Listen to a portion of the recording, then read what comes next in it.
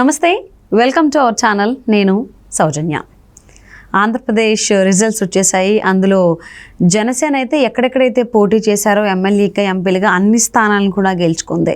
So TDP కూడా ప్రపంచమే కురిపించిందనే చెప్పాలి. ఓవరాల్గా కూటమి అయితే ఆల్మోస్ట్ స్వీప్ చేసేసింది. ఆ ప్రపంచం అనేది మనం అసలు కనీవిని ఎరుగునట్టుగా అనిపించిందనే అన్నారు, చాలామంది అభిప్రాయపడ్డారు కూడా.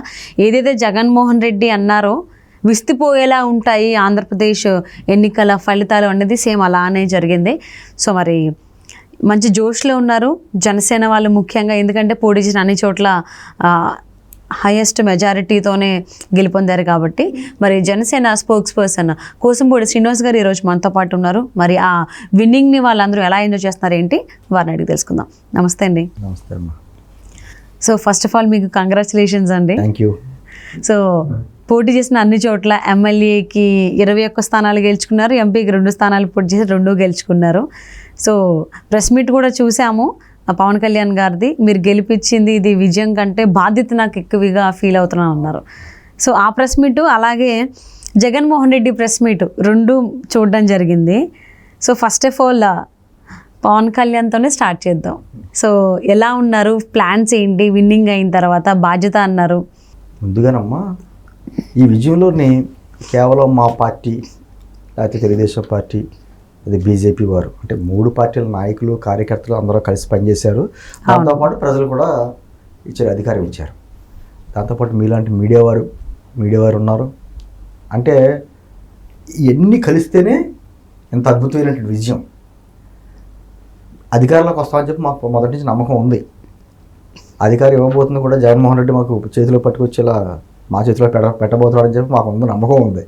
కానీ ఇంత భారీ మెజార్టీ అంటే ప్రజలు ఇంత కసిగా ఉన్నారా అనేటువంటిది నిజంగా ఆ రోజు మధ్యాహ్నం నుంచి ఓట్లు అబ్బాయి లేదు, గ్రామీణ మహిళలందరూ కూడా అటే పథకాలు తీస్తున్నారు కదా, అటే ఉంది అని చెప్పేసి అని కొన్ని మాయమాటలు చెప్పడం మీకు గుర్తుందో లేదు. ఆఖరికి వైజాగ్లో ప్రమాణ స్వీకారం, అక్కడ లాడ్జీలన్నీ బుక్ అయిపోయినాయి, రోడ్లన్నీ ఖాళీలు లేవు, అక్కడ మొత్తం ఫ్లైట్ టికెట్స్ అన్నీ బుక్ అయిపోయినాయి. అన్ని బెట్టింగ్ మాటలు ఎన్ని అవన్నీ మాట్లాడారు. సరే, మేము ఎక్కడ తడబడలేదు, ప్రజలు అయితే స్పష్టమైన తీర్పిచ్చారు దాంట్లోని. అయితే నిన్న పవన్ కళ్యాణ్ గారు విజయం అయిపోయిన తర్వాత మాట్లాడేది కూడా నిజంగా ఆయన చాలా ఎంత బాధ్యతగా మాట్లాడారంటే, ఇప్పుడు మనకి ఈ విజయం మనకి బాధ్యత ఇచ్చింది, అందుకని మనం అంటే నిజంగా విజయం వినయం నేర్పాలి, అంతేకాని గర్వం తలకెత్తకూడదు. గర్వం తలకెక్కితే అధికారం, లేకపోతే ఏదైనా గర్వం తలకెక్కితే ఏ విధంగా అడగదొక్కేస్తుంది అన్నది జగన్మోహన్ రెడ్డి గారే మనకు ఉదాహరణ, ఆయన పాలనే మంచి ఉదాహరణ అనేసి విషయం స్పష్టంగా చెప్తానే ఈరోజు ఎన్డీఏ మీటింగ్ ఉంది కాబట్టి చంద్రబాబు గారు పవన్ కళ్యాణ్ అక్కడికి వెళ్దాం, రేపు పొద్దున్న పవర్ షేరింగ్ ఎలా ఉంటుందో ఏంటో అనేది డిస్కషన్స్ అన్నీ వాళ్ళిద్దరి మధ్య జరుగుతాయి, వాళ్ళ నిర్ణయాలన్నీ ఇది అవుతాయి. ఈరోజు కూడా మా పార్టీని నెగ్గినటువంటి 21 మంది ఎమ్మెల్యేలతోటి, 2 ఎంపీలతోటి పవన్ కళ్యాణ్ గారు సమావేశం ఏర్పాటు చేశారు, వాళ్ళకి దిశానిర్దేశం చేశారు, అలాగే తెలుగుదేశం పార్టీ. సరే, యాజ్ ఇట్ ఈస్ మీరు అడిగినట్టు ఒక పక్కన జగన్మోహన్ రెడ్డి గారు కూడా నిన్న ప్రెస్ మీట్ పెట్టి ఆయన మాట్లాడతా, ఇంకా బాధాకరం ఏంటంటే, ఆయన బాధాకరం మాట్లాడాడు అనుకోండి, ఇంకా బాధాకరం ఏంటంటే ఆ తప్పు అంతా ప్రజలది అంటాడు ఆయన. నేను ఇన్ని ఇచ్చాను, అక్క చెల్లెములు ఏమైపోయినాయి, ఆ జీవులు ఏమైపోయినాయి, ఆ బాధ వర్ణనాతీతం ఆయన చూస్తుంటే. ఎవరైనా సరే రాజకీయాల్లో ఎటువంటి వాళ్ళైనా సరే ఓటమి చెందితే ఏమంటారంటే, ఇది ప్రజా తీర్పును మేము గౌరవిస్తున్నాం, మా తప్పిదాలు ఎక్కడున్నాయో మేము ఒకసారి ఆత్మపరిశీలన చేసుకుంటాం, ప్రజల్లోనే ఉంటాం, ప్రజల గురించి పోరాడతాం అనేది మాట్లాడతారు ఎవడన్నా సహజంగా. ఇక దానికి భిన్నం, నేను అన్నీ ఇచ్చాను అంటే ఆయన ఏదో ఇడుపులపాయలు ఆయన ఆస్తులన్నీ అమ్మేసి పట్టుకొచ్చి ప్రజలకు పంచిపెట్టేసినట్టు, నేను అన్నీ ఇచ్చాను, మీరు నాకు ఎందుకు లేదని మళ్ళీ దీని వెనకాల ఏదైనా టెక్నికల్గా ఏమన్నా కారణం ఉండొచ్చు, కానీ దాని మాకు రుజువులు లేవు కాబట్టి ఏం మాట్లాడలేము అంటే ఏదో రకంగా అంటే ఆయన ఓటమిని కూడా ఒప్పుకోలేకపోతున్నాడు. 5 సంవత్సరాలు 151 మంది ఎమ్మెల్యేలు ఇచ్చి 22 మంది ఎంపీలను ఇచ్చిన తర్వాత ఇంక నేను శాశ్వతం, ఇంకా 5 సంవత్సరాలకి నాకు ప్రజలు ఇచ్చిన కాంట్రాక్ట్ కాదు, నేను ఏదో ఉండిపోతాను ఇలాగా మహారాజులాగా యువరాజులాగా అనుకుంటా. ఆయన చేసినటువంటి అక్రమాలు, అన్యాయాలు నిజంగా ప్రజలు కోపంతో ఓటేశారు అయ్యి అంటారు, కానీ నేను అనుకోను కదా, భయంతో ఓటేశారు. ఇతను మళ్ళీ వస్తే రాష్ట్రం అధోగతి పాలైపోద్ది, ఒక పక్క నుంచి ఏమో నిత్యావసర వస్తువులు ధరలు, కరెంటు ఛార్జీలు, రోడ్లు లేని రాష్ట్రం, రాజధాని లేని రాష్ట్రం, పిల్లలకు ఉపాధి లేదు, అని ఒక భయాందోళన. దాంతోపాటు వీళ్ళు వైఎస్ఆర్ కాంగ్రెస్ పార్టీకి సంబంధించినటువంటి కార్యకర్తలు కావచ్చు, నాయకులు కావచ్చు, కాలకేయుల్లో పడిపోయారు మొత్తం రాష్ట్రం అంతా. ఎక్కడ భూములు ఉంటే అక్కడ దోచుకోవడం. ఆఖరికి వాళ్ళ నాయకుడు కూడా జగన్మోహన్ రెడ్డి గారు పాస్బుక్ల మీద ఆయన ఫోటోలు ఏంటండి, లేకపోతేనేమో భూముల మధ్య పాతి రాళ్ళ మీద కూడా ఆయన ఫోటోలు ఏంటి, ఇవన్నీ ప్రజలు ఆలోచించుకున్నారు కదా. కోడిగుడ్ల మీద కూడా ఉంటాయి. మీరు ఇంకొకసారి వస్తే ప్రజలకి పథకాలు తీసుకున్న అందరికీ ముఖం మీద వేసేద్దుడు ముద్ర, ఆ భయం ఉంది. ఆ భయంతో అయ్యి బాబు ఇద్దరు ఏదో ఒక్క ఛాన్స్ అన్నాం కాబట్టి ఒక ఛాన్స్ ఇచ్చేస్తాం సరిపోయింది, ఇంకో ఛాన్స్ మరి ఇవ్వకూడదని డిసైడ్ అయిపోయారు. అట్లీస్ట్ కనీసం బయటికి చెప్పడానికి కూడా చాలా మంది సంకోచించారు, చెప్పలేదు బయటికి లాస్ట్ మూమెంట్ వరకు. ఒక పక్కన అందరికీ కూడా అనుమానమే, ఏంటి ఒక పక్క నుంచి హైదరాబాద్, చెన్నై, బెంగళూరు, స్థిరపడిన వాళ్ళు వచ్చిందో ఓటు వేయడం, ఒక పక్క నుంచి విదేశాల నుంచి లక్షలు ఖర్చు పెట్టుకు వచ్చారు. సరే అదంతా కూటమికి అనుకూలంగా ఉందనుకుంటే ఈ మధ్యాహ్నం నుంచి పెరిగిన ఓట్ బ్యాంకు, గ్రామీణ ప్రాంతాల్లో మహిళలు ఇలాంటి పథకాలు తీసుకుని ఏమన్నా మళ్ళీ వేయబోతున్నారా అనేది కొంచెం సంశయాలు, అనుమానాలు వాళ్ళ మాటలు బట్టి వచ్చినాయి. కానీ ముందుగా అందరికంటే ముందుగా నేను ఓడిపోబోతున్నాననే విషయం జగన్మోహన్ రెడ్డి గారికి తెలుసు. తెలియకుండా ఎలా ఉంటుంది పాపం. సో అందులోనూ పబ్లిక్ గురించి అన్నప్పుడు ఏంటంటే పబ్లిక్ ఒపీనియన్ తీసుకుంటారు కదా ఎన్నికలు వస్తున్నాయనే సమయానికి. సో చాలామంది ఎవరు గెలవాలని ఉందంటే పవన్ కళ్యాణ్, అయ్యో పవన్ కళ్యాణ్, జగన్ జగన్ జగన్ చెప్పి చాలామంది నాలుగులు ఖర్చుకున్నటువంటి వీడియోలు చూసాను నేను. నీకు గ్రామాల్లో ఏమైపోయిందంటే యాక్చువల్గా అధికార పార్టీకి సంబంధించినటువంటి కార్యకర్తలకు, నాయకులు కావచ్చు, అక్కడ భూములు లాగేశారు, ఇసుక, తర్వాత నోటికాటి తిండి లాగేశారు కదండి, అన్నా క్యాంటీన్లు తీసేసి. పైగా కళ్ళార్పకుండా అబద్ధాలు చెప్పడంలో జగన్మోహన్ రెడ్డి గారు పిహెచ్డి, దాంట్లో అనుమానం లేదు.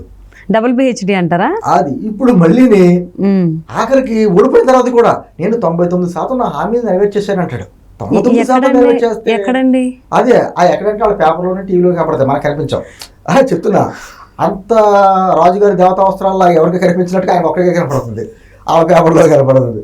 అయినా సరే ఆ పార్టీకి సంబంధించి కొంతమంది ఎంత ప్రచారం చేసుకుంటూ వచ్చారంటే వారి నిలి మీడియా ఉంది, అది కాకుండా కొంత కూలి మీడియా, నెంబర్ 1 ఛానల్స్ మేము, నీ విశ్వసనీయతకి మారు పేరు అని చెప్పుకునే చాలా ఛానల్స్, ఆ ఛానల్స్లో కూర్చోబెట్టి కొంతమంది జర్నలిస్టుల పేర్ల మీద కొంతమంది జర్నలిస్టులు అలా రాసే వ్యాసాలు, వాళ్ళు మాట్లాడే మాటలు, ఒకడైతేనేమో ఖచ్చితంగా వైఎస్ఆర్ కాంగ్రెస్ పార్టీ రాబోతుంది, రాకపోతే 11వ రోజున దినం పెట్టండి అంటాడు ఒకడు.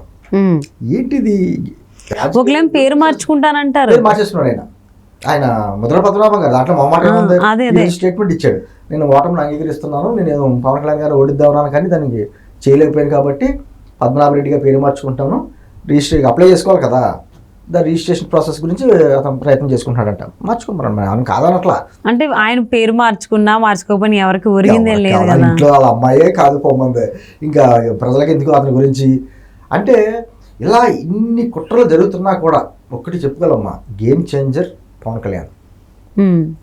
ఆయన మాకు ఇప్పటం సభలో నేను ఆ స్టేజ్ మీద కూడా నేను ఉన్నా, పార్టీ ఆవిర్భావ దినోత్సవంలో ఆయన వెనకాల మీరు కూర్చుంటున్నా. ఈసారి వైసీపీ వ్యతిరేక ఓటు నేను చేయలేనివ్వను అంటే మా పక్క నుంచి చెవుల్లో గుసగుసలు, అంటే చేయలేమన్నానంటే ఈయన పొత్తు పెట్టుకుంటాడా తెలుగుదేశంతో అని. అప్పుడు ఇంకా అనౌన్స్మెంట్ అవ్వాలా. ఆ రోజు మొదలు ఆయన ఎన్ని అవమానాలు పెట్టినా, ఆయన ఎన్ని మాటలు అన్నా, నువ్వు రాలేవా, మేము సింగిల్ సింహం అని రకరకాల మాటలతో రెచ్చగొట్టి ఈ పార్టీలు కలవకుండా ఎన్ని ప్రయత్నాలు చేయాలంటే అన్ని ప్రయత్నాలు చేశారు. ఆయన వ్యక్తిగతంగా ఆయన్ని, ఒక పక్కనేమో చంద్రబాబు గారిని, ఆయన్ని పుత్రులు లేకపోతే ఏ రోజు గెలలేవని చెప్పేసి ఆయన్ని, పురంధేశ్వరి గారినేమో మీ బావగారి పార్టీకి నువ్వు బీజేపీలో ఉన్నా బావగారి పార్టీకి అనుకూలం అని చెప్పి ఆవిడ్ని, అంటే వ్యక్తిత్వహనం అంటారు, క్యారెక్టర్ అసాసినేషన్ ఎంతవరకు చేయాలంతా చేశారు. అయినా సరే ఎక్కడ వీళ్ళు జంకల రాష్ట్రం గురించి, ప్రజల గురించి. పవన్ కళ్యాణ్ గారిని కూడా మా పార్టీలోనే కొంతమంది ఎందుకు మనం విడిగా వెళ్తే సరిపోద్ది కదా అని కొంతమంది, లేదనుకో 21 సీట్లు ఏంటంటే మనకి మరీ అంత తక్కువ తీసుకోవాలా, మనమే త్యాగాలు చేయాలా, ఆ త్యాగాలు ఆయన చేయొచ్చు కదా అని కొంతమంది రకరకాలుగా చెప్పిన, ఎన్ని మాటలు చెప్పినా ఆయనకి తెలుసు, వ్యూహం నాకు వదిలేయండి, పార్టీ నుంచి మీరు పడండి అని చెప్పేసి అన్న మాట ఆయన నిజం చేసుకున్నాడు. ఆయన ఈరోజు రుజువు అయింది. 21+2 2 ఎంపీలు 21 అసెంబ్లీలో 100% స్ట్రైక్ రేట్ భారతదేశంలో మొట్టమొదటి పార్టీ. ఏంటంటే అంత అద్భుత విజయం ఎందుకు ఇచ్చారంటే ప్రజలు కసితో వేసిన దానికంటే జగన్మోహన్ రెడ్డి మీద భయంతో వేశారు. జగన్ కావాలా, జగన్ వద్దా, దీని మీదే ఉంది. దాంతో జగన్ మాకు వద్దు అని నిర్ద్వందంగా, అసలు మామూలుగా 10,000 20,000 మెజార్టీలు అంటేనే చాలా మంచి మెజారిటీలో అనుకుంటాం. 70,000 80,000 90,000 ఏంటిది, వరదల ప్రవాహాలు వేసేసారు అంతే. అంటే ప్రజా వ్యతిరేకత వస్తే ఎలా ఉంటుందో, ప్రజాగ్రహం వస్తే ఎలా ఉంటుందో అని చూపించారు. నేను అనుకోవడం అమ్మా ఇది ఒక కేస్ స్టడీ. అధికారం ఇచ్చారు కదా అని చెప్పేసి విర్రవీగితే ప్రజలు ఏ విధంగా కొన్ని నెలల పాతాలను తొక్కేస్తారన్నది ఒక కేస్ స్టడీ. మాట్లాడితే నేను 30 సంవత్సరాలు ఉంటాను, ఆయన పేరు అది తండ్రి పేర్ల మీద మొత్తం అన్ని పేర్లు పెట్టుకుని రకరకాలుగా చేసేసుకుంటా, ఫోటోలు పిచ్చితోటి, అధికార దాహంతో తాడేపల్లి ప్యాలెస్లో గృహం అక్కడ కూర్చుని రాజధానిని చిత్రవద చేసేసి రాజధాని మహిళలను కూడా రోజు మీద లాక్కొచ్చి కొట్టి ఇన్ని రకాలుగా. అంటే జగన్మోహన్ రెడ్డి గారు ఇచ్చినటువంటి పథకం అందుకోని కుటుంబాలు చాలా ఉన్నాయి, కానీ జగన్మోహన్ రెడ్డి గారి వలన బాధపడిన కుటుంబం ఏది లేదు. అవును, దాని ప్రతిఫలం ఏది?